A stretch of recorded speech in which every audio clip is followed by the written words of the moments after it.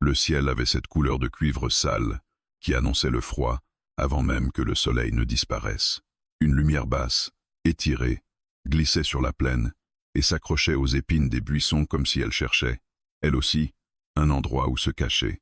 Le vent venait du nord, sec, tranchant, et il portait l'odeur de la neige sur les hauteurs, même si ici, autour de la cabane, la terre restait dure et poussiéreuse. Elias Hart rangeait ses outils contre le mur extérieur, dans ce silence qu'on ne remarque plus quand on vit seul depuis trop longtemps. Il avait appris à écouter la nature comme on écoute une respiration, les oiseaux qui s'éteignent à l'approche de la nuit, le grincement d'une branche, le pas d'un animal. Il n'y avait pas grand-chose à protéger, pas de troupeau immense, pas de famille, juste une cabane, un petit enclos, et la paix qu'il avait achetée au prix de toutes les autres choses. Il avait presque fini quand il s'immobilisa. Pas un bruit net, plutôt une absence. Comme si quelque chose, au loin, avait soudain aspiré l'air. Elias se redressa lentement et posa la main sur la crosse du vieux fusil, qui restait toujours près de la porte. Son regard balaya la plaine, au-delà du sentier, là où le sol se creusait légèrement avant de remonter vers des collines basses. Rien, un tapis de poussière, des herbes sèches, et cette lumière qui mourait. Puis il la vit. Une silhouette, d'abord indistincte, comme un mirage. Elle avançait en titubant, à contre-vent, et chaque pas semblait lui coûter une partie d'elle-même. Elias plissa les yeux. Ce n'était pas un homme, trop fine, trop légère, dans la façon de vaciller. Et pourtant, il y avait dans sa démarche quelque chose de tenace, une volonté qui refusait de s'éteindre. Elle trébucha, tomba à genoux, se releva. Elias resta immobile une seconde de plus, partagé entre l'instinct de fermer la porte et celui d'aller voir. Les gens qui arrivaient ici n'apportaient jamais de bonnes nouvelles. Ceux qui connaissaient cette région n'avaient aucune raison de s'approcher de sa cabane. Et ceux qui ne la connaissaient pas se perdaient ou fuyaient. La silhouette se rapprocha encore, assez pour que le vent lui apporte un détail, une tache sombre sur le côté de son corps, qui s'élargissait à chaque pas, du sang. Elias inspira profondément, puis avança de quelques mètres, fusil baissé mais prêt. La femme releva la tête. Sous les mèches épaisses de ses cheveux noirs, son visage était couvert de poussière et de sueur. Ses yeux, sombres et brillants, s'accrochèrent aux siens avec une intensité qui le fit ralentir. Elle portait une robe simple, déchirée aux hanches, et une couverture en lambeaux sur les épaules.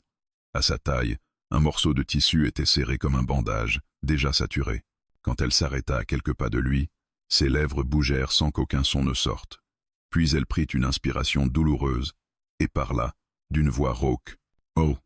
Sa prononciation était accentuée, comme si chaque mot devait traverser une barrière invisible avant de sortir. Elias ne répondit pas tout de suite. Il détailla ses mains, pas d'armes. Il chercha autour d'elle. Aucun autre mouvement, aucune silhouette. Mais la plaine était vaste. On pouvait suivre quelqu'un de loin sans se montrer. « Qui êtes-vous » demanda-t-il enfin, la voix sèche. Elle cligna des yeux, comme si la question n'avait pas de place dans l'urgence de sa douleur. Elle posa une main sur son flanc, et ses doigts ressortirent rouges lorsqu'elle les retira. Ses genoux fléchirent. Elias jura entre ses dents et attrapa son bras avant qu'elle ne s'effondre complètement. Elle était plus légère qu'il ne l'aurait cru, mais sa chaleur traversa immédiatement ses doigts, une chaleur fiévreuse. Elle tressaillit à son contact, non pas de peur, plutôt comme si elle n'avait pas été touchée depuis longtemps, ou comme si son corps hésitait entre se défendre et céder. « Restez debout, » dit-il. « Juste, 1 minute. » Il la guida vers la porte. Elle résista, pas par défi, mais parce que chaque pas lui arrachait une grimace. Arrivée au seuil, elle s'arrêta net. Son regard se posa sur l'intérieur sombre de la cabane, puis sur Elias. Ses épaules se raidirent, et elle recula d'un demi-pas, comme si franchir cette limite signifiait abandonner quelque chose. Elias comprit sans qu'elle ait besoin d'expliquer. Entrer chez un homme seul, quand on est blessé, traqué, étrangère, c'était un risque plus grand encore que de rester dehors. « Je ne vous ferai rien, » dit-il, sans même savoir à qui il cherchait à le prouver. Elle le fixa, jaugeant chaque nuance. Puis ses forces la trahirent. Elle chancela, et cette fois Elias la souleva presque pour la faire passer. La porte claqua derrière eux, et le bruit simple de ce bois qui se ferme sembla couper le monde en deux. Dehors, la nuit, la plaine, l'inconnu. Dedans, une lampe à pétrole, l'odeur du cuir, et la respiration difficile d'une femme qui saignait. Elias la fit asseoir sur une chaise près de la table. Elle garda les mains sur son ventre, comme si elle retenait sa vie à l'intérieur. Il alluma la lampe, et la lumière révéla mieux son visage. Une pommette légèrement entaillée, une trace de coup sur la tempe. Elle était jeune, être la vingtaine, mais ses yeux avaient une fatigue qui dépassait l'âge. Il attrapa une gourde, la lui tendit. Elle la saisit avec prudence, comme si l'eau pouvait être un piège. Puis elle but, d'abord une gorgée, puis deux plus longtemps, comme quelqu'un qui revenait à la surface après avoir manqué d'air. « Apache » souffla-t-elle après avoir reposé la gourde, comme si ce mot était une identité et une alerte. Elias hocha lentement la tête. Il ne connaissait pas les clans, pas les noms exacts, mais il savait assez pour comprendre que ce seul mot pouvait amener des ennuis. Les ranchers du Sud parlaient des Apaches avec peur, les soldats parlaient avec colère, et les hommes comme Elias se contentaient de ne pas en parler. « D'accord, dit-il. Et votre blessure ?» Elle serra les dents. « Baille. » Elias sentit son estomac se nouer. Une balle signifiait un poursuivant, pas une chute ni un animal. Il s'approcha lentement, montrant ses mains vides avant de toucher le bandage improvisé. « Je vais regarder. Si je laisse ça comme ça, vous mourrez. » Ses yeux se durcirent. Elle secoua la tête, très légèrement, mais sa respiration était trop courte pour être une vraie protestation. Elias hésita, puis prit une couverture propre sur son lit et la posa sur ses épaules, sans la forcer, juste assez pour qu'elle sente qu'il ne cherchait pas à la dominer. « Comment vous appelez-vous » demanda-t-il. Elle sembla chercher le mot dans la langue du cow-boy, et quand elle le trouva, il sortit comme une pierre. « Nima » Elias répéta, doucement. « Nima. Moi. Elias. » Un silence s'installa. Pas un silence vide. Un silence rempli d'une question que ni l'un ni l'autre n'osait poser. Pourquoi était-elle là? Qui l'avait touchée? Et surtout, combien de temps avant que quelqu'un ne suive ses traces jusqu'ici? Elias prit un couteau, des bandes propres, une bouteille d'alcool. Il posa tout sur la table, puis s'agenouilla devant elle, à distance respectueuse. « Je vais couper le tissu. Vous me laissez faire, ou vous sortez. Mais si vous sortez, vous ne passerez pas la nuit. » Nima ferma les yeux. Ses lèvres bougèrent dans un murmure, peut être une prière, peut être un souvenir. Quand elle les rouvrit, il y avait dans son regard une décision douloureuse. Fait. Elias coupa le bandage saturé. L'odeur du sang et de la poussière monta d'un coup. La plaie était sur le côté, une entrée nette, mais le sang indiquait que la balle avait être traversée sans ressortir proprement. Nima étouffa un gémissement, sa main agrippant le bord de la chaise à en blanchir les doigts. Elias lui donna une gorgée d'alcool. Pour la douleur, elle but, grimaça, mais son corps se détendit un peu. Il nettoya doucement, évitant de s'attarder. Ses gestes étaient précis, presque tendres malgré lui. Il ne se souvenait pas de la dernière fois qu'il avait pris soin de quelqu'un. Être jamais. Lorsqu'il eut fini de nettoyer et de serrer un nouveau bandage, il releva les yeux. Nima le regardait, pas comme une proie, pas comme une supplicante, comme quelqu'un qui observe un homme pour comprendre s'il est un danger ou un miracle. Dehors, un bruit fit vibrer l'air, un hennissement lointain, suivi d'un claquement bref, un son qui n'appartenait pas à la nature. Elias se figea. Nima aussi. Le cow-boy posa lentement un doigt sur ses lèvres, non pour la faire taire, mais pour lui dire qu'il avait compris. Quelqu'un était là, quelque part dans la nuit. Et la nuit, maintenant, n'était plus seulement un froid à supporter. C'était un test, une épreuve qui allait pousser leurs limites jusqu'au point de rupture. La nuit s'installa comme une bête lente, étendant son corps autour de la cabane, jusqu'à ce que le monde extérieur disparaisse complètement. Le vent se leva, faisant gémir les planches du toit, et la flamme de la lampe vacilla, projetant des ombres instables sur les murs. Elias resta immobile quelques secondes, l'oreille tendue, tentant de distinguer ce qui appartenait à la nature et ce qui venait des hommes. Nima respirait difficilement. Chaque inspiration semblait heurter quelque chose de douloureux à l'intérieur de sa poitrine, et pourtant elle s'efforçait de rester silencieuse. Son regard suivait chacun des gestes du cow-boy, comme si sa survie dépendait désormais de la capacité de cet homme à lire la nuit. Elias se leva lentement et alla jusqu'à la fenêtre étroite. Il écarta légèrement le rideau de toile. Dehors, rien qu'un noir épais, ponctué par le reflet pâle des étoiles. Il n'y avait pas de feu, pas de voix. Mais il avait appris, au fil des années, que l'absence de bruit était parfois plus inquiétante que le tumulte. Il se détourna et alla verrouiller la porte. Le cliquetis du métal sembla trop fort dans le silence. Nima sursauta malgré elle. « Ils ne sont peu, être pas encore là », murmura Elias, comme pour calmer autant la femme que lui-même. « Mais s'ils suivent des traces, ils finiront par trouver. » Nima hocha lentement la tête. Elle serra la couverture autour de ses épaules, non pas pour la chaleur, mais comme un rempart fragile. Son esprit semblait ailleurs, occupé à reconstruire le chemin qui l'avait mené jusqu'ici. Ses lèvres remuèrent, et elle parla dans un souffle. « Il ne marche pas seul. » Elias la regarda. « Combien ?» Elle hésita, cherchant ses mots. « 4. Peut être 5. 2 chevaux. Les autres à pied. » Cette précision glaça le sang d'Elias. Ce n'était pas une patrouille désorganisée, ni des bandits isolés. C'était un groupe décidé, structuré, des hommes qui savaient traquer. Il posa une marmite sur le poêle et y versa un peu d'eau. Le feu crépita faiblement. Il avait besoin d'occuper ses mains, de donner à son corps quelque chose à faire pendant que son esprit calculait. Il ajouta quelques herbes sèches, rien de magique, juste de quoi réchauffer et calmer. « Bois ça quand ce sera prêt, » dit-il sans se retourner. « Ça t'aidera à tenir. » Nima l'observait. Il n'y avait dans ses gestes aucune brutalité, mais pas non plus cette douceur excessive qu'elle avait parfois vue chez des hommes qui attendaient quelque chose en retour. Elias agissait comme si l'aider était une évidence, et cette simplicité la troublait plus que la violence. Le silence retomba, épais. Seul le feu et la respiration irrégulière de Nima le perçaient. Elias posa la tasse devant elle et l'aida à la porter à ses lèvres. Le liquide chaud glissa dans sa gorge, et elle ferma les yeux un instant, laissant la chaleur se répandre dans son corps meurtri. « Pourquoi ils te poursuivent ?» demanda Elias, sans dureté, mais sans détour. Nima ne répondit pas tout de suite. Ses doigts se crispèrent autour de la tasse. Quand elle parla enfin, sa voix était plus basse, comme si les murs eux-mêmes pouvaient écouter. « Parce que j'ai pris quelque chose qui ne leur appartient pas. » Elias fronça légèrement les sourcils.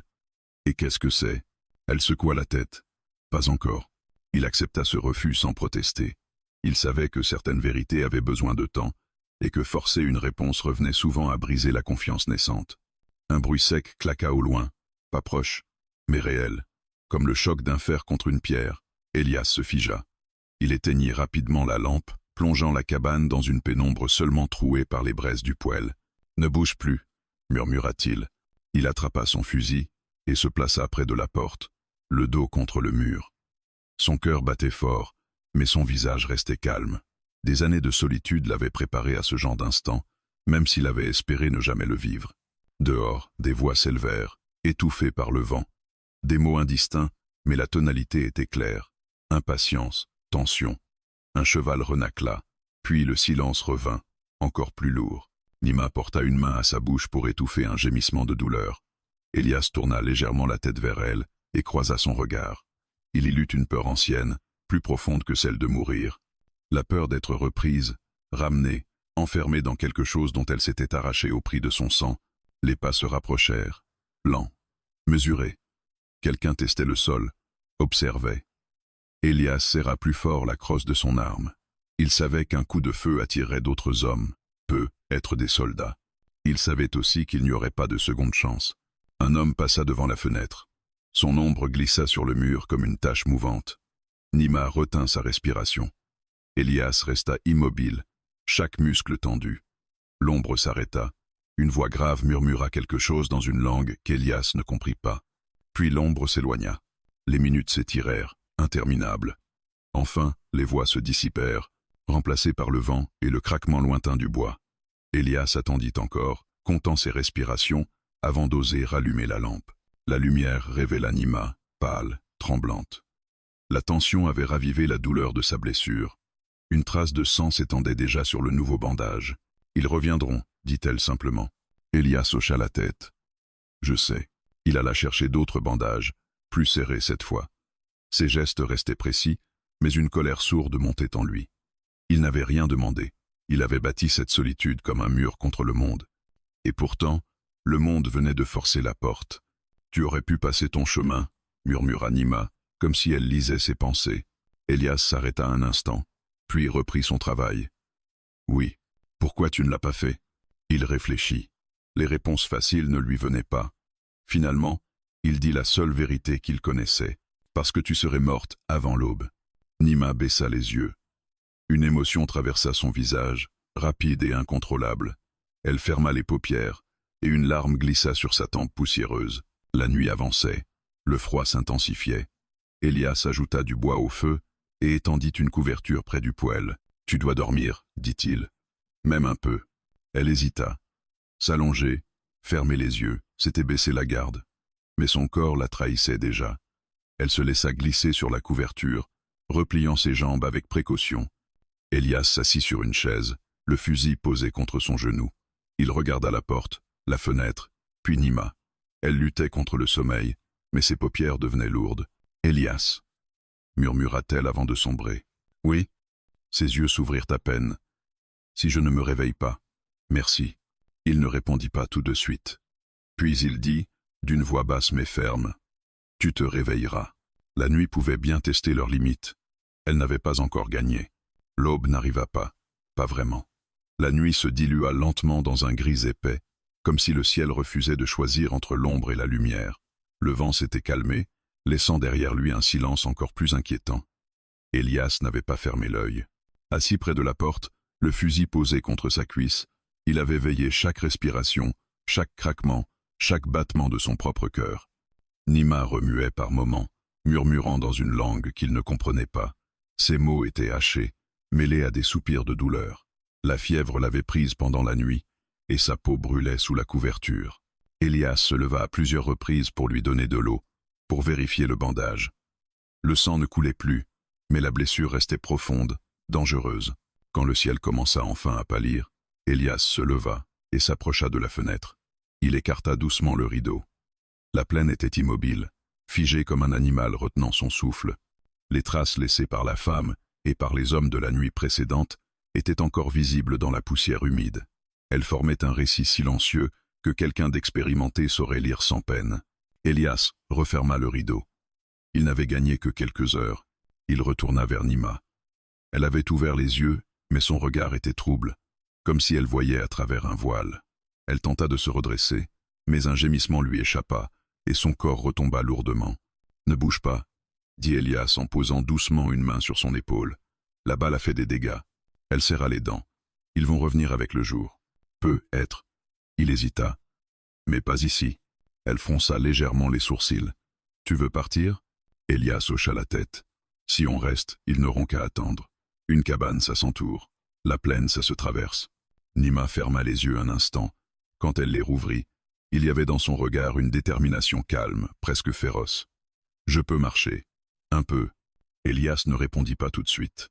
Il la connaissait à peine, mais il voyait déjà ce mélange de volonté et d'orgueil qui pouvait tuer quelqu'un de blessé. Il se leva et alla chercher une sacoche, qu'il remplit rapidement. De l'eau, quelques provisions, des bandages, une couverture plus légère. « On va attendre que le soleil monte un peu, » dit-il. La lumière joue contre eux, et contre nous aussi. Il aida Nima à s'asseoir. Elle grimaça, mais ne cria pas. Elle semblait refuser de donner à la douleur plus de pouvoir qu'elle n'en avait déjà. Elias l'enveloppa d'un manteau épais, le sien, trop grand pour elle, mais chaud. « Pourquoi tu fais ça ?» demanda-t-elle soudain. Il s'arrêta, surpris. « Quoi ? Me faire partir avec toi ? Te mettre en danger ?» Elias réfléchit. Comme la nuit précédente, les réponses simples le fuyaient toujours. Parce que rester serait pire. Nima observa son visage. « Tu pourrais me laisser ici, fermer la porte. »« Oui. » »« Et pourtant tu ne le fais pas. » Elias soutint son regard. « Non. » Un bruit les interrompit. Un craquement sec, trop régulier pour être le vent. Elias se figea. Il leva la main, demandant le silence. Ils écoutèrent. Un autre bruit, plus proche cette fois, le frottement d'un pas sur la terre. « Ils sont déjà là, » murmura Nima. Elias acquiesça. « On n'a plus le temps. » Il ouvrit la porte doucement. L'air froid s'engouffra dans la cabane. Le jour naissant peignait la plaine d'un gris pâle. Elias passa le premier, balayant l'horizon du regard. Rien de visible, mais il savait mieux que de se fier à ce qu'il voyait. Il revint vers Nima et passa son bras sous ses épaules. Elle pesa contre lui, plus lourdement qu'il ne l'aurait cru. Il serra les dents et la souleva, lentement, en prenant soin de ne pas appuyer sur sa blessure. Elle s'accrocha à lui, ses doigts s'enfonçant dans le tissu de sa chemise. Ils quittèrent la cabane par l'arrière, là où le terrain descendait légèrement vers un lit de rivière asséché. Elias avançait prudemment, posant chaque pas comme s'il pouvait déclencher un piège. Le soleil monta un peu plus, révélant les reliefs, les ombres, les possibilités. Après quelques dizaines de mètres, Nima s'arrêta, haletante. « Pose-moi. » Elias obéit. Elle resta debout, tremblante, s'appuyant sur lui. La douleur avait blanchi son visage, mais ses yeux restaient clairs. « Je peux marcher » répéta-t-elle. Il la laissa faire tout en restant prêt. Chaque pas était un combat. Ils avançaient lentement, mais ils avançaient. Un cri retentit derrière eux. Une voix d'homme, forte, impatiente. Elias se retourna juste à temps pour voir 2 silhouettes apparaître près de la cabane. Elles pointaient déjà dans leur direction. « Cours » dit-il à Nima. Elle secoua la tête. « Je ne peux pas. » Elias n'insista pas. Il se plaça légèrement devant elle, épaulant son fusil. Il tira une première fois, sans viser à tuer, juste assez près pour faire comprendre qu'il était prêt à se battre. Le coup de feu résonna dans la plaine, brutal, irréversible. Les hommes se figèrent, surpris. Ils n'avaient pas prévu de résistance. Elias profita de cet instant pour entraîner Nima vers le lit de rivière. Ils glissèrent, chutèrent presque, mais la pente les protégea un instant de la vue. Ils progressèrent dans le lit asséché, les parois basses, leur offrant un couvert relatif. Le souffle de Nima devenait de plus en plus court. Elias sentait sa faiblesse s'aggraver, mais il n'avait pas le droit de s'arrêter. Des coups de feu claquèrent derrière eux. Les balles frappèrent la terre, soulevant des gerbes de poussière. Elias tira en retour, économisant ses munitions. Chaque détonation lui rappelait que la frontière entre la vie et la mort n'avait jamais été aussi mince. Ils atteignirent enfin un coude du lit de rivière, où des rochers formaient une cache naturelle. Elias s'arrêta, plaqua Nima contre la paroi, son corps faisant écran. Elle leva les yeux vers lui. Il y avait dans son regard quelque chose de nouveau. Pas seulement de la gratitude, ni même de la peur, une reconnaissance silencieuse. Cet homme avait choisi, et ce choix les liait désormais. « Tu n'aurais pas dû » murmura-t-elle. Elias sourit sans joie. Trop tard pour ça. Les voix se rapprochaient. Les hommes parlaient plus fort, plus nerveusement. Elias vérifia son chargeur. Peu de balles, pas assez pour tenir longtemps. Il se pencha vers Nima. « Si on s'en sort, tu me diras la vérité, toute la vérité. » Elle hocha la tête. Si on s'en sort, ils se turent. Le soleil montait, implacable, et la traque ne faisait que commencer. Le soleil s'éleva lentement au-dessus de l'horizon, transformant le gris en une lumière crue et impitoyable. La chaleur commençait déjà à chasser le froid de la nuit, mais dans le lit de la rivière asséché, l'air restait humide et lourd. Elias restait immobile, le dos plaqué contre la roche, chaque muscle tendu comme un fil prêt à rompre. Nima était assise à ses pieds, la tête appuyée contre la paroi, les yeux mi-clos. Sa respiration était courte, sifflante, et la sueur perlait sur son front malgré la fraîcheur relative de l'ombre. Les voix se rapprochaient, plus distinctes à présent. Des hommes parlaient vite, s'interrompaient, se répondaient avec nervosité. Ils n'étaient plus certains. La résistance, inattendue du cow-boy, avait bouleversé leur certitude. Mais ils étaient encore trop nombreux pour renoncer. Elias jeta un coup d'œil rapide vers l'ouverture du coude rocheux. Il distingua des silhouettes mouvantes au-dessus, sur la rive. Des bottes écrasaient la terre sèche. Un homme ria nerveusement, comme pour se donner du courage. Elias sentit une colère sourde monter en lui. Ces hommes n'étaient pas là pour discuter. Ils étaient là pour reprendre ce qui leur avait échappé et détruire tout ce qui se trouvait entre eux et leur objectif. Nima ouvrit les yeux et chercha son regard. « Ils ne partiront pas, » murmura-t-elle. « Non, » répondit Elias, « pas tant qu'ils penseront que tu respires encore. » Elle ferma les paupières un instant, puis parla d'une voix plus ferme, comme si la proximité du danger avait clarifié quelque chose en elle. « Alors je dois te dire. » Elias se pencha légèrement vers elle, sans quitter des yeux l'entrée du coude. « Dire quoi? Pourquoi ils me veulent vivante ?» Un cri éclata au-dessus d'eux. « Elle est là. » Une autre voix répondit aussitôt, plus dure, plus autoritaire. Elias serra son fusil. Le temps leur échappait. « Parle, » dit-il. Nima inspira profondément, grimaçant de douleur. « J'étais messagère. Entre deux groupes, pas seulement des miens. Des hommes blancs aussi. Des commerçants, des chefs, des soldats qui ne voulaient pas que certaines choses arrivent jusqu'aux oreilles de leurs supérieurs. » Elias sentit un frisson lui parcourir l'échine. Quelle chose? Des accords, des noms, des lieux. Elle ouvrit les yeux et le fixa. Et de l'or. Un coup de feu claqua, frappant la roche à quelques mètres d'eux. Des éclats jaillirent. Elias répliqua aussitôt, forçant les hommes à se plaquer au sol. Le silence revint, brisé seulement par le souffle rapide de Nima. « Il pensait que je transportais seulement des messages, » continua-t-elle. « Mais j'ai découvert ce qu'il faisait vraiment. Il vendait des informations pour déclencher des attaques, pour justifier des massacres. » Elias serra les dents. Il avait entendu des rumeurs, comme tout le monde, mais les entendre confirmées par une voix tremblante, ici, maintenant, donnait à ces histoires une réalité brutale. « Et l'or » demanda-t-il. Nima baissa les yeux. La preuve. Les pas se rapprochaient encore. Un homme glissa dans le lit de la rivière, à une dizaine de mètres. Elias tira sans hésiter. L'homme cria et retomba en arrière. Les autres hurlèrent, hésitèrent, puis commencèrent à se déployer, cherchant à les encercler. « On va être coincés » murmura Elias. Nima hocha la tête. Elle tenta de se lever, mais ses jambes fléchirent aussitôt. Elias la rattrapa avant qu'elle ne s'effondre complètement. « Écoute-moi, » dit-elle, s'agrippant à son bras. « Il y a un autre passage. Plus loin. Une ancienne fissure dans la roche. Je l'ai vue quand je fuyais. Tu peux y arriver ?» Elle hésita puis acquiesça. « Si je m'appuie sur toi. » Elias ne discuta pas. Il la hissa contre lui et avança en se courbant, profitant de chaque irrégularité du terrain. Les tirs reprirent, plus nourris. Une balle frôla son épaule, arrachant un bout de tissu. Il sentit la brûlure, mais l'ignora. Ils atteignirent enfin une paroi plus abrupte, creusée par le temps.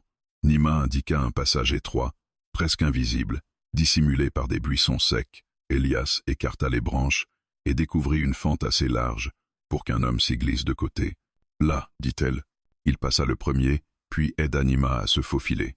La roche était froide, abrasive. Chaque mouvement faisait gémir Nima, mais elle continuait, obstinée. Derrière eux, les hommes criaient, tiraient, tentaient de comprendre où ils avaient disparu. La fissure débouchait sur une petite cavité naturelle, dissimulée par un surplomb. L'endroit était sombre, humide, et sentait la pierre ancienne. Elias posa Nima doucement contre la paroi et inspecta l'entrée. De l'extérieur, elle était presque invisible. Un bon endroit pour se cacher, un mauvais endroit pour rester longtemps. Nima respirait avec difficulté. Sa blessure s'était rouverte, et le sang imbibait à nouveau le bandage. Elias sortit les provisions, nettoya tant bien que mal, resserra le tissu. Ses gestes étaient rapides, mais il sentait ses mains trembler légèrement. L'adrénaline commençait à retomber, laissant place à la fatigue. « Tu risques de faire de la fièvre, » dit-il. « Je sais. » Un silence lourd s'installa. Les voix à l'extérieur s'éloignaient, puis revenaient, incertaines. Les hommes fouillaient, mais sans conviction. Ils ne comprenaient pas où leur proie s'était volatilisée. « Pourquoi tu n'as pas livré ces informations ?» demanda Elias, plus calmement. Nima ferma les yeux. « Parce que j'ai vu ce que ça faisait. Des villages brûlés, des enfants morts, et parce que je ne voulais plus être leur outil. » Elias s'assit en face d'elle, le fusil posé entre ses jambes. Il la regarda longuement. Elle n'était pas seulement une femme blessée qu'il avait recueillie par hasard. Elle était devenue un danger pour des hommes puissants. Et par extension, pour lui. « Tu te rends compte que si ce que tu dis est vrai, ils ne s'arrêteront jamais ?» dit-il. Elle ouvrit les yeux et soutint son regard. « Oui. Et tu m'as entraîné là, dedans. »« Oui. » Une pause. « Mais tu avais déjà choisi avant même de savoir. » Elias ne répondit pas. Elle avait raison, et cette vérité le dérangeait plus que la peur. Des pas s'approchèrent de la fissure. Des ombres passèrent devant l'entrée, si proches qu'Elias pouvait entendre la respiration des hommes. Il leva son arme, prêt. Nima posa une main tremblante sur son poignet. Ils retinrent leur souffle. Les pas s'éloignèrent finalement. Une voix jura, puis s'éloigna. Après de longues minutes, le silence revint, plus profond encore. Elias expira lentement. Il baissa son arme, mais ne la lâcha pas. « On ne peut pas rester ici, dit-il, pas longtemps. » Nima hocha la tête. « Il y a un endroit, plus au sud, un ancien relais, abandonné. Tu sais beaucoup de choses pour quelqu'un qui fuyait au hasard. » Un faible sourire passa sur ses lèvres. « Je ne fuyais pas au hasard, je fuyais vers quelque chose. » Elias se leva lentement. Son corps protestait, mais son esprit était clair. La nuit avait testé leurs limites. Le jour, lui, allait tester leur choix. Et aucun des deux ne pouvait plus faire semblant de revenir en arrière. Ils quittèrent la cavité quand le soleil eut atteint un point assez haut pour écraser les ombres contre la roche. Elias passa le premier, attentif au moindre mouvement. Le lit de la rivière semblait désert, mais il savait que le silence pouvait être une ruse. Les hommes qui les poursuivaient n'étaient pas pressés. Ils avaient appris la patience, celle qui s'installe quand on est certain que la proie est blessée. Nima avançait péniblement. Chaque pas tirait sur sa blessure, réveillant une douleur sourde qui montait par vagues. Elias la soutenait sans un mot, son bras solidement passé autour de sa taille. Il sentait sa fragilité contre lui, mais aussi une résistance étonnante, une volonté de ne pas s'abandonner à la fatigue. Ils suivirent le cours asséché vers le sud, là où les parois s'abaissaient peu à peu, laissant place à un terrain plus ouvert. Le soleil frappait désormais sans pitié. La chaleur asséchait la bouche, collait les vêtements à la peau. Elias savait que cette marche ne pourrait pas durer longtemps. Nima perdait trop de sang, et la fièvre guettait. Le relais n'est plus très loin, murmura-t-elle après un long silence. Mais il faut quitter la rivière. Elias acquiesça. Quitter ce couvert relatif signifiait s'exposer, mais rester signifiait être suivi facilement. Il choisit un moment où le terrain semblait calme, puis ils remontèrent lentement la berge. Chaque pas laissait une trace. Elias tenta d'effacer certaines empreintes avec son pied, mais il savait que cela ne tromperait pas longtemps des hommes entraînés. Ils marchèrent encore, le souffle court, jusqu'à apercevoir une silhouette basse à l'horizon, un bâtiment de pierre et de bois, partiellement effondré, mangé par la poussière et le temps. Le relais. Elias sentit un mélange d'espoir et d'appréhension. Un abri pouvait être une bénédiction ou un piège. Ils atteignirent l'endroit en milieu de journée. Le relais était plus délabré qu'Elias ne l'avait imaginé. Une partie du toit avait cédé, laissant entrer la lumière en larges bandes obliques. L'air y était lourd, chargé d'une odeur de vieux bois et de terre humide. Des traces d'anciens feux noircissaient les murs. Elias fit le tour rapidement, fusil prêt. Personne, du moins pas de présence récente. Il guida Nima à l'intérieur et la fit asseoir contre un mur, à l'ombre. Elle tremblait. La fièvre avait gagné du terrain. Sa peau brûlait sous ses doigts, et ses yeux avaient ce brillant inquiétant que Elias avait déjà vu chez des hommes mourants. « Il faut nettoyer encore, dit-il, et te faire boire. » Il s'agenouilla devant elle, défit le bandage.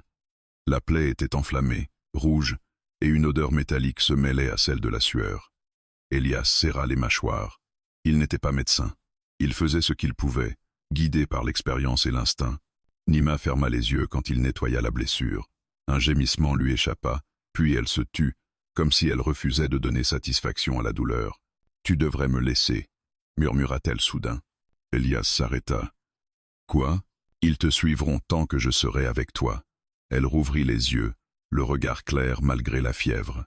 « Tu pourrais partir. Ils n'auraient aucune raison de te poursuivre. » Elias resta silencieux. Il reprit lentement son travail, resserrant le bandage avec soin. « Et toi ?» demanda-t-il enfin. « Je gagnerais peu, être un peu de temps. Ou pas. » Une pause.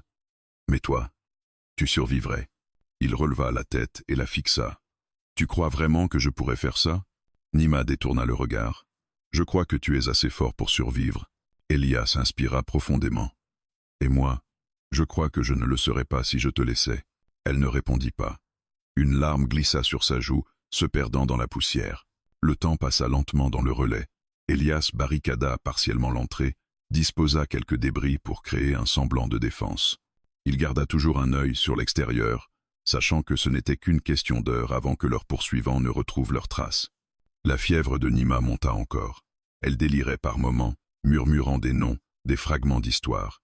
Elias resta près d'elle, lui donnant de l'eau, essuyant son front. Il se surprit à lui parler, à voix basse, comme on le fait avec quelqu'un qu'on ne veut pas perdre. En fin d'après-midi, un bruit rompit le silence, le hennissement d'un cheval, puis un autre. Elias se figea. Il se glissa jusqu'à une ouverture dans le mur et observa. Ils étaient là, 3 hommes à cheval, 2 à pied. Ils examinaient le sol, échangeaient des gestes précis. L'un d'eux pointa en direction du relais. Elias se recula lentement. Il regarda Nima, étendue contre le mur, fragile et brûlante de fièvre. Il comprit que l'affrontement était inévitable. Il se pencha vers elle. « Écoute-moi, quand ça commencera, quoi qu'il arrive, tu restes ici, tu ne bouges pas. » Elle tenta de protester, mais sa voix était trop faible. Il posa une main sur la sienne, fermement. « Fais-moi confiance. » Il se leva, le fusil en main. Son cœur battait fort, mais son esprit était étrangement calme. Il n'était plus question de choix abstraits ou de conséquences lointaines. Il n'y avait plus que cet instant, ce lieu, cette femme qu'il avait décidé de protéger. Les voix des hommes se rapprochèrent. L'un d'eux cria quelque chose. Une provocation peut être une offre. Elias ne répondit pas. Il attendit qu'il soit assez près, assez confiant. Quand le premier homme franchit l'entrée du relais, Elias tira. Le coup de feu résonna comme un tonnerre, et le chaos s'abattit sur l'endroit. Les hommes hurlèrent, se dispersèrent, ripostèrent. Les balles frappaient les murs, soulevant des éclats de pierre.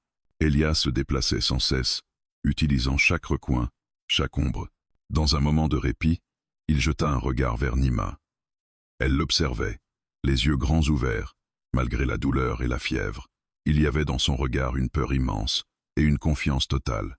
La bataille faisait rage, et Elias savait qu'il ne pourrait pas tenir indéfiniment.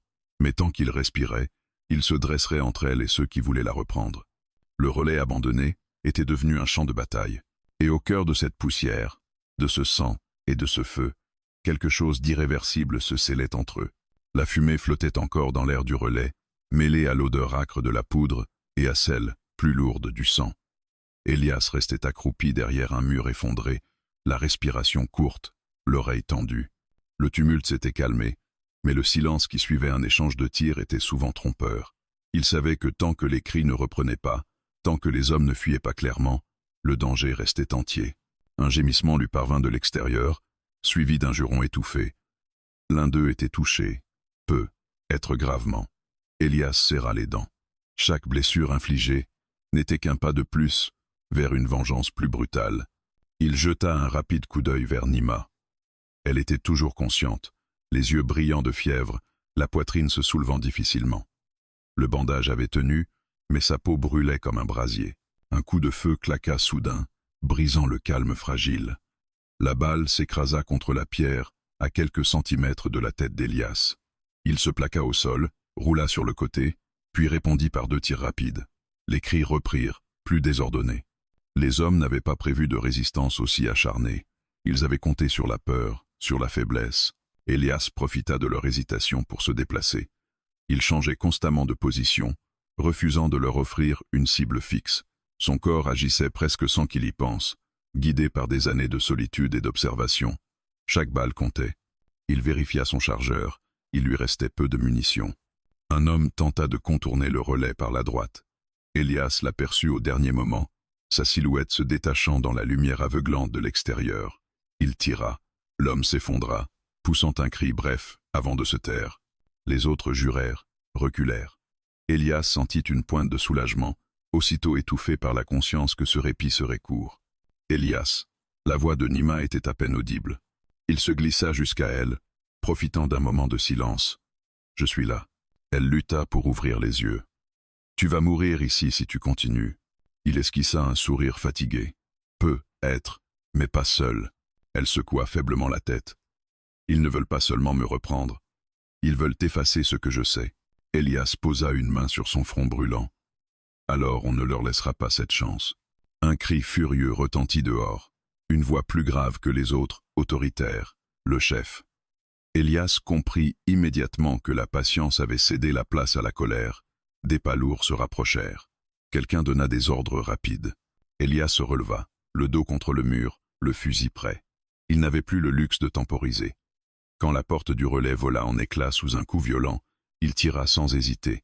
Un homme tomba, mais un autre se jeta en avant, ripostant presque à bout portant. Elias sentit une douleur fulgurante à l'épaule. Il cria malgré lui, mais resta debout. La fusillade se transforma en chaos. Des éclats de bois volaient, la poussière piquait les yeux. Elias recula, trébucha, se rattrapa de justesse. Son bras gauche était engourdi, chaud, mais il refusa de lâcher son arme. Un silence soudain, irréel, s'abattit. Elias cligna des yeux, le souffle court. Il distingua 2 silhouettes à l'extérieur, immobiles. Les autres avaient reculé. Pour l'instant, il profita de ce répit pour se traîner jusqu'à Nima. Elle le regardait, les yeux agrandis par la peur et la fièvre. « Tu es blessé ?» murmura-t-elle. Il haussa les épaules, minimisant la douleur. « Rien que je ne puisse supporter. » Elle attrapa sa main avec une force surprenante. « Écoute-moi, s'ils entrent à nouveau, ils ne feront pas de prisonniers. Tu dois partir, maintenant. » Elias secoua la tête. « Je ne te laisserai pas. Si tu restes, tu mourras, et ce que je sais mourra avec toi. » Elle inspira difficilement. « Il y a une autre option. » Il fronça les sourcils. « Laquelle ? L'or. » Elle ferma les yeux un instant, comme pour rassembler ses forces. « Je l'ai caché. Pas ici, pas loin. S'ils croient que tu sais où il est, ils te suivront. Tu pourras les mener ailleurs. » Elias la fixe. « Et toi ? Moi je resterai. Une pause, où je mourrai. Mais au moins, tu auras une chance de les éloigner. » La colère monta en lui, brûlante. « Je ne suis pas un appât. » Nima sourit faiblement. « Tu es un survivant, et tu es le seul en qui je peux avoir confiance. » Des pas résonnèrent à nouveau. Les hommes revenaient. Elias serra la main de Nima, partagée entre la rage et la peur. Il comprenait la logique de son plan, et c'est précisément ce qui le rendait insupportable. « Dis-moi où est cet or ?» dit-il enfin, d'une voix tendue. Elle secoua la tête. « Pas ici, pas maintenant. » Il voulut protester, mais un coup de feu le força à se plaquer au sol. La décision devait être prise maintenant, dans le chaos. Elias se redressa, le regard dur. « D'accord. » Il se pencha vers elle, tout près. « Mais je reviendrai. » Nima le regarda longuement. « Je sais. » Il se leva, ignorant la douleur de son épaule, et se dirigea vers une sortie latérale, une brèche qu'il avait repérée plus tôt. Les hommes criaient, tiraient à l'aveugle, mais leur attention était encore focalisée sur l'entrée principale. Elias se glissa dehors, disparaissant dans la lumière. Derrière lui, le relais tremblait sous les coups de feu. Devant lui, la plaine s'ouvrait, vaste et impitoyable. Il courait désormais avec un poids nouveau sur la poitrine. Pas seulement la douleur ni la peur, mais la certitude qu'il venait de faire un choix qui le hantrait. Dans le relais, Nima ferma les yeux, serrant contre elle ce qui restait de ses forces. Elle avait confié sa vie à un homme qu'elle connaissait à peine. Et dans ce monde déchiré par la violence et la trahison, c'était peu, être l'acte le plus courageux de tous. La nuit avait testé leurs limites. Le jour venait de les briser. La course d'Elias n'avait rien d'héroïque. Elle était maladroite, douloureuse, dictée par l'instinct plus que par le courage. Chaque foulée faisait vibrer son épaule blessée, et la brûlure se propageait dans son bras comme un feu lent. Il courait pourtant, parce que s'arrêter signifiait réfléchir, et réfléchir l'aurait brisé. Derrière lui, les coups de feu s'espacèrent, puis cessèrent. Le silence revint, menaçant. Elias savait ce que cela voulait dire. Ils avaient compris, ils avaient deviné qu'il fuyait seul, et maintenant ils allaient le suivre. Il quitta le terrain ouvert pour s'enfoncer dans une zone plus rocailleuse, où les pierres coupaient les traces et où les buissons bas pouvaient dissimuler un homme en mouvement. Il se força à ralentir, à respirer par le nez, à écouter. Le monde reprit peu à peu sa texture. Le frottement du vent contre la roche, le cri lointain d'un oiseau, le battement sourd de son propre cœur. Il s'arrêta enfin derrière un affleurement de pierres et s'adossa, glissant lentement jusqu'au sol. Sa vision se troubla un instant. Il serra les dents, posa la main sur son épaule. Le sang avait imbibé sa chemise. La balle n'était pas restée, mais la plaie était profonde. « Idiote décision », murmura-t-il, sans savoir s'il parlait à lui-même ou au monde entier. Il sortit un couteau, découpa le tissu, nettoya sommairement avec l'eau qui lui restait. Chaque geste était une épreuve, mais la douleur avait quelque chose de rassurant. Elle le maintenait ici, vivant. Quand il se remit debout, le soleil avait déjà amorcé sa descente. Le temps jouait contre Nima. Elias reprit sa route, cette fois plus lentement, plus intelligemment. Il ne s'agissait plus seulement de fuir, mais de mener. Il traça volontairement des traces visibles, traversa un terrain découvert, laissa même tomber un morceau de tissu ensanglanté.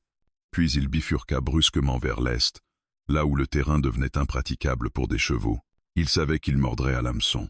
1 heure plus tard, il entendit enfin ce qu'il redoutait et espérait à la fois, des voix, lointaines mais bien réelles.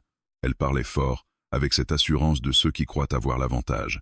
Elias esquissa un sourire sans joie. « Venez, pensa-t-il, je vous attends. » Il continua à avancer jusqu'à atteindre une zone de ravins étroits, creusés par des pluies anciennes. Un endroit dangereux, mais parfait pour semer la confusion. Il se glissa dans l'un d'eux, escalada la paroi opposée, puis redescendit plus loin, brouillant ses propres traces. Quand les hommes arrivèrent, Elias était déjà posté sur une hauteur, à l'abri, observant. Ils étaient 4. L'un d'eux boitait légèrement. Le chef parlait peu, montrait du doigt, donnait des ordres secs. Ils avaient perdu un homme au relais, être 2. Leur patience était désormais remplacée par la rage. Elias attendit qu'il s'engage dans le ravin. Il tira une seule fois. Pas pour tuer, pour faire écho. Le coup résonna, se répercuta sur les parois. Les hommes se jetèrent à couvert, crièrent, se dispersèrent. Elias profita de la confusion pour changer de position, tirer à nouveau, puis disparaître. Il devenait une ombre, une menace invisible. La chasse se transforma peu à peu en affrontement psychologique. Les hommes avançaient lentement, méfiants. Elias reculait, calculant chaque pas, chaque tir. Il savait qu'il ne pourrait pas tenir indéfiniment. Mais il savait aussi que chaque minute gagnée était une minute offerte à Nima. La nuit tomba rapidement, avalant les formes et les distances. Elias se faufila entre les rochers, son souffle court, son corps épuisé. À un moment, il trébucha et roula dans la poussière, manquant de peu de perdre connaissance. Il resta allongé quelques secondes, le visage contre le sol froid. C'est alors que la pensée qu'il fuyait depuis le début le frappa de plein fouet. Et s'il revenait trop tard? Il se releva brusquement, comme brûlé par cette idée. Non, il ne pouvait pas se permettre ce doute. Il devait croire qu'elle tenait encore, qu'elle l'attendait. Il changea brusquement de direction, abandonnant sa stratégie de diversion. Il connaissait maintenant le terrain, savait où les hommes se trouvaient. Il allait les contourner, revenir vers le relais par un autre chemin. La marche fut longue, douloureuse. Son épaule le faisait souffrir à chaque pas, et la fièvre commençait à le gagner. Mais la peur pour Nima le poussait en avant, plus sûrement que n'importe quelle force. Quand il aperçut enfin la silhouette sombre du relais, son cœur se serra. Il s'approcha lentement, prudemment. Aucune voix, aucun feu, rien. Il entra par la brèche latérale, le fusil levé. « Nima » appela-t-il à voix basse. Pas de réponse. Il avança encore, le cœur battant à rompre. Puis il la vit, étendue contre le mur, là où il l'avait laissée, vivante. Ses yeux s'ouvrirent faiblement quand elle entendit sa voix. « Tu es revenu » murmura-t-elle. Elias s'agenouilla près d'elle, un soulagement violent lui coupant presque le souffle. Ils sont partis. Du moins, pour l'instant. Elle tenta de sourire, mais une quinte de toux la secoua. La fièvre l'avait consumée. Elias posa une main sur son front, puis sur la sienne, cherchant à la rassurer. « Je t'avais dit que je reviendrais, » dit-il doucement. Elle le regarda, longuement. « Je n'en ai jamais douté. » Il comprit alors que quelque chose avait changé. Ce n'était plus seulement une promesse faite dans l'urgence. C'était un lien, forgé dans la peur, le sang et les choix impossibles. Mais il n'y avait pas de temps pour les mots. Elias examina la plaie. L'infection progressait. S'il restait ici, elle mourrait. Il se redressa, déterminé. « On partira avant l'aube, vers le sud. Tu me guideras. » Nima ferma les yeux un instant, puis acquiesça faiblement. « Je tiendrai. » Elias s'assit à côté d'elle, le dos contre le mur, le fusil posé à portée de main. Dehors, la nuit enveloppait le relais, lourde de menaces encore invisibles. La traque n'était pas terminée. Mais désormais, ils faisaient face ensemble. Ils quittèrent le relais avant que la nuit ne se défasse complètement.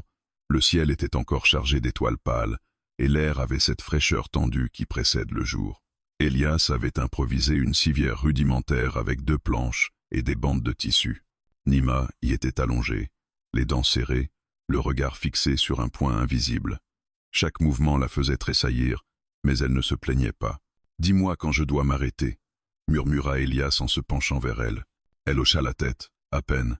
« Continue, tant que tu peux. » Ils avancèrent vers le sud, suivant un tracé que Nima indiquait d'un geste faible, d'un mot chuchoté. Le terrain devenait plus accidenté, ponctué de rochers et de buissons épais. Elias progressait lentement, calculant chaque pas, son épaule blessée protestant à chaque effort. La fatigue pesait sur lui comme une pierre, mais il refusait de céder. Le jour se leva enfin, révélant un paysage austère et sans pitié. La lumière rendait tout plus réel, la poussière sur le visage de Nima, le sang séché sur sa chemise, la pâleur inquiétante de sa peau. Elias détourna parfois les yeux, non par faiblesse, mais pour ne pas laisser la peur prendre le dessus. Après des heures qui semblèrent une éternité, Nima leva faiblement la main. « Là » murmura-t-elle, derrière ces rochers. Elias leva la tête. Il distingua une dépression dans le terrain, presque invisible de loin, protégée par une série de pierres naturelles formant un abri contre le vent. Il y conduisit la civière et s'agenouilla avec soulagement. L'endroit était discret, presque invisible depuis la plaine. Une cache naturelle, ancienne, utilisée autrefois par des voyageurs prudents. Elias comprit pourquoi elle l'avait choisie. Il installa Nima à l'ombre, lui donna de l'eau par petites gorgées. Elle but avec difficulté, mais chaque goutte semblait lui rendre un peu de force. « C'est ici » dit-elle après un long silence. « Ce que j'ai pris, je l'ai enterré là. » Elle indiqua un point précis, à quelques pas de l'abri.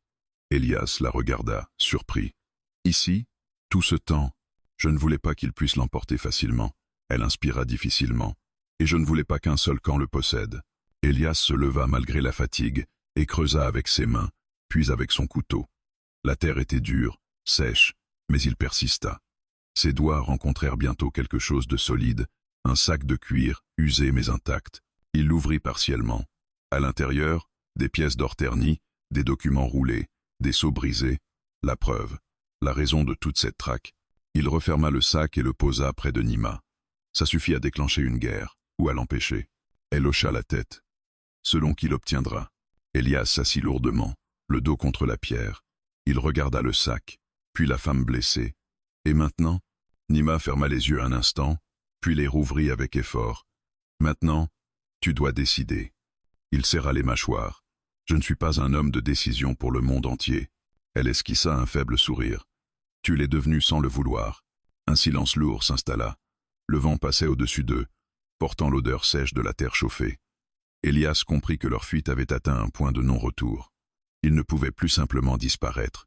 Je peux porter le sac, dit-il enfin, te mener jusqu'à un endroit sûr. Puis, on verra. Nima secoua lentement la tête. Il n'y a plus d'endroit sûr pour moi. Elle ouvrit les yeux et le fixa avec une intensité nouvelle. Mais il y en a peu. Être encore un pour ce que je sais. Elias sentit une boule se former dans sa gorge. Tu parles comme si je pouvais mourir. Elle toussa, puis reprit plus doucement. Je le sais depuis le début. Il posa une main ferme sur la sienne. Pas tant que je respirais. Elle le regarda longtemps, puis soupira. Alors écoute-moi.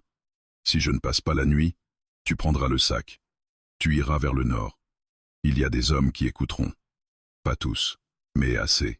Elias secoua la tête. Tu passeras la nuit. Elle ne répondit pas. Son souffle devenait plus court.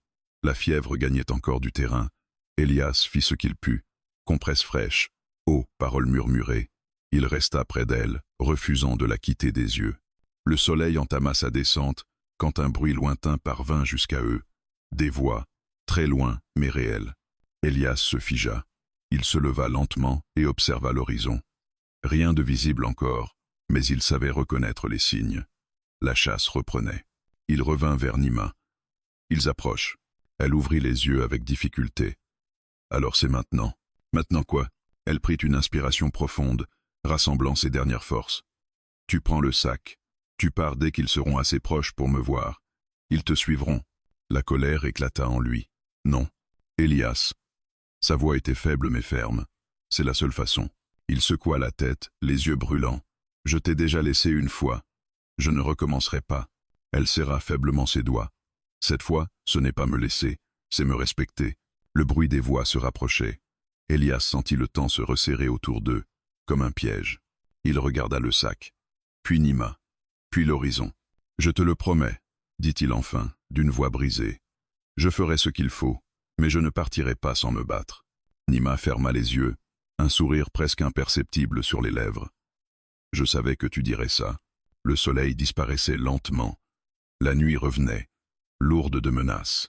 Et cette fois, elle n'allait pas seulement tester leurs limites. Elle allait décider de leur destin. La nuit tomba plus vite qu'Elias ne l'aurait voulu. Le ciel passa du cuivre au violet, puis à un noir profond, sans transition.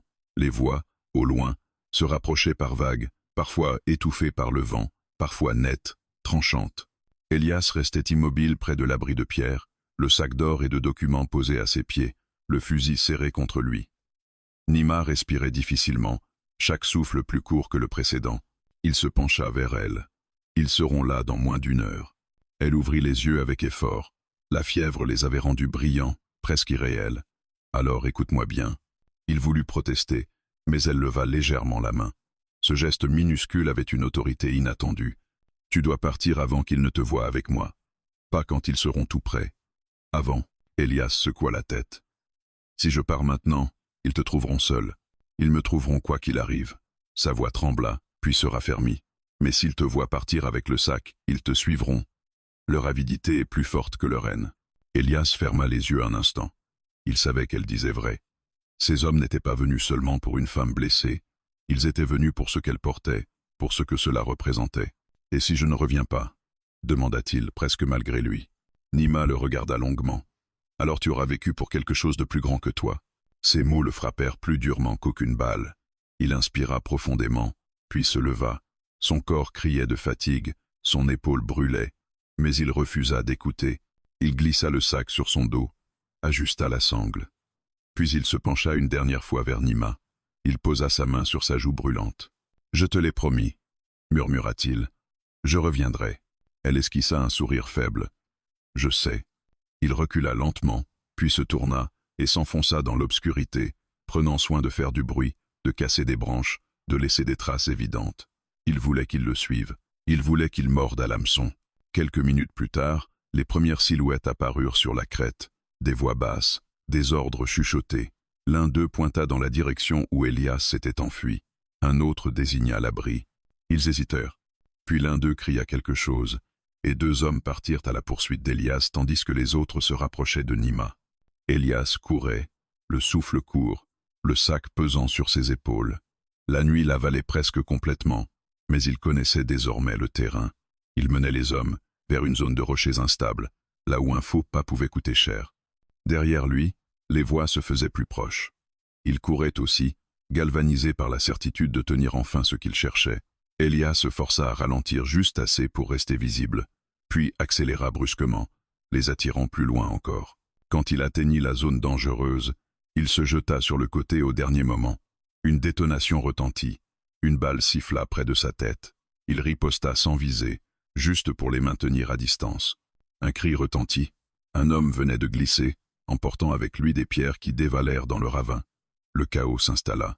Elias profita de la confusion pour changer de direction, disparaissant presque complètement. Il s'arrêta enfin derrière un rocher, haletant. Son cœur battait à rompre. Il pensa à Nima, seul, blessé, entouré d'hommes sans pitié. L'idée le frappa comme un coup de poing. « Tiens bon » murmura-t-il dans le vide. Pendant ce temps, près de l'abri, les hommes s'étaient approchés de Nima. L'un d'eux s'agenouilla près d'elle, la regardant avec une curiosité froide. Elle ne détourna pas les yeux. « Où est l'or » demanda-t-il. Elle cracha du sang à ses pieds. « Loin d'ici. » Il la gifla. Sa tête retomba sur le côté, mais elle ne cria pas. Elle resta silencieuse, les yeux mi-clos, comme si elle s'était déjà retirée quelque part où il ne pouvait pas la suivre. Un autre homme s'impatienta. « Elle ne tiendra pas longtemps. » Le chef les observa, puis leva la main. « On la garde en vie. Elle vaut encore quelque chose. » Ils la soulevèrent brutalement. La douleur arracha un gémissement à Nima, mais elle serra les dents. Dans son esprit, elle revoyait le regard d'Elias, sa promesse, sa course dans la nuit. Elle s'y accrocha comme à une corde invisible. De son côté, Elias reprenait sa marche, plus lentement cette fois, se dissimulant, changeant constamment de direction. Il savait qu'il ne pourrait pas semer les hommes indéfiniment, mais il savait aussi qu'il avait gagné du temps. Et parfois, le temps suffisait à tout changer. À l'aube, il atteignit une hauteur d'où il pouvait voir la plaine. Il distingua de la fumée au loin, le feu des hommes, et une silhouette attachée, à peine visible près de l'abri. Nima. La rage monta en lui, froide et implacable. Il l'avait prise vivante. Il n'avait pas compris. Il pensait encore tenir le contrôle. Elias serra son fusil, les yeux fixés sur l'horizon qui s'illuminait lentement. Le jour revenait, révélant les cicatrices de la nuit. Ce n'était pas la fin de la fuite. C'était le début du règlement de compte. Le jour se leva comme une lame, coupant net les dernières ombres de la nuit. La lumière révéla la plaine dans toute sa dureté. La poussière piétinait, les traces de pas qui s'entrecroisaient, la fumée encore tiède du feu des hommes. Elias resta immobile un long moment sur la hauteur, observant. Chaque détail comptait désormais. Chaque erreur coûterait une vie. Nima était attachée près de l'abri de pierre, maintenue assise contre un rocher. Sa tête pendait légèrement, mais elle respirait encore. 2 hommes montaient la garde, fusil en bandoulière, confiants. Le chef, lui, tournait autour du feu, parlant à voix basse avec un autre. Il croyait la partie presque gagnée. Il se trompait. Elias recula lentement, hors de vue, et prit le temps de réfléchir. La colère grondait en lui, mais il l'étouffa. La rage aveugle tuait plus sûrement que les balles. Il avait peu de munitions, un bras blessé, et un seul avantage. Il ne le voyait plus comme une menace immédiate. Il le croyait en fuite. Il fit un large détour, utilisant chaque pli du terrain, chaque rocher. Il s'approcha par l'est, là où le soleil montait, aveuglant les hommes. Il avançait lentement, presque au rythme de sa respiration, comme s'il faisait partie du paysage. Quand il fut assez près, il s'arrêta derrière un rocher plat. Il observa encore. Le chef s'éloignait du feu, donnant des ordres. Un des gardes bâilla, relâchant son attention. C'était l'instant. Elias tira. Un seul coup. Sec, précis. Le garde s'effondra sans un cri. Le second se retourna trop tard. Élias tira de nouveau. Le chaos explosa aussitôt. Les hommes hurlèrent, saisirent leurs armes, se dispersèrent. Le chef cria des ordres, furieux. Élias ne resta pas en place. Il se déplaça, tirant, changeant d'angle, refusant de leur offrir une cible. Il avait déjà fait ce jeu-là. Il savait comment semer la peur. Une balle frôla sa cuisse. Il grimaça, continua. Un autre homme tomba. Les survivants commencèrent à reculer, hésitants. Ils ne comprenaient pas comment un seul homme pouvait frapper ainsi, surgir, disparaître, frapper encore. Profitant d'un moment de confusion, Élias courut vers Nima. Elle releva la tête en l'entendant approcher. Ses yeux s'écarquillèrent. « Tu es revenu » murmura-t-elle incrédule. « Je t'avais promis » répondit-il en coupant ses liens. Elle s'effondra presque dans ses bras. Il la soutint, ignorant la douleur qui déchirait son épaule et sa cuisse. Les cris reprenaient autour d'eux. Le chef avait compris. Il chargeait, fou de rage. Élias attrapa le sac d'or et de documents, encore près du feu, et le jeta dans les flammes. Le cuir crépita. Les papiers commencèrent à brûler. « Non !» hurla le chef. Élias se redressa. Nima appuyait contre lui. « C'est fini. » Le feu consuma l'épreuve, l'or, les accords secrets, tout ce pourquoi ils avaient tué, traqué, menti. Il ne restait que des cendres. Les hommes hésitèrent. Leur raison d'être ici venait de disparaître sous leurs yeux. Le chef leva son arme, tremblant de rage. Élias tira le premier. L'homme s'effondra, le regard figé dans l'incompréhension. Le silence tomba. Les survivants reculèrent lentement, puis se mirent à courir, s'éparpillant dans la plaine. Il n'y eut pas de poursuite. Il n'y avait plus rien à gagner. Élias resta debout, haletant, tenant Nima contre lui. Le feu se calmait, laissant derrière lui une odeur de cendre et de métal fondu. Le soleil montait, indifférent. Ils s'éloignèrent lentement de l'abri, cherchant un endroit plus sûr. Élias trouva un repli naturel, à l'ombre d'un grand rocher. Il y allongea Nima doucement. Elle était pâle, épuisée, mais consciente. « Tu as tout brûlé » murmura-t-elle. « Oui. Alors tout ce que j'ai risqué. » Il s'agenouilla près d'elle. « Ce que tu as fait a compté. Pas pour eux. Pour empêcher que d'autres meurent à cause de ces mensonges. » Elle ferma les yeux, laissant ses mots s'installer. Le silence était différent maintenant. Pas menaçant, apaisé. Élias nettoya une dernière fois sa blessure, puis la sienne. Ils étaient tous deux meurtris, mais vivants. Il partagea l'eau, rationna les dernières provisions. Ils restèrent là longtemps, laissant le temps faire son œuvre. Quand le soleil fut haut, Nima parla de nouveau. « Où irons-nous » Élias réfléchit. Pour la première fois depuis longtemps, l'avenir ne lui apparaissait pas comme un mur vide. Vers le sud, il y a des terres où personne ne pose de questions. Elle esquissa un faible sourire. Ensemble, il hocha la tête. « Si tu le veux. » Elle ferma les yeux un instant, puis les rouvrit. Alors la nuit n'a pas gagné. Élias regarda l'horizon, vaste, ouvert. La nuit avait testé leurs limites, oui.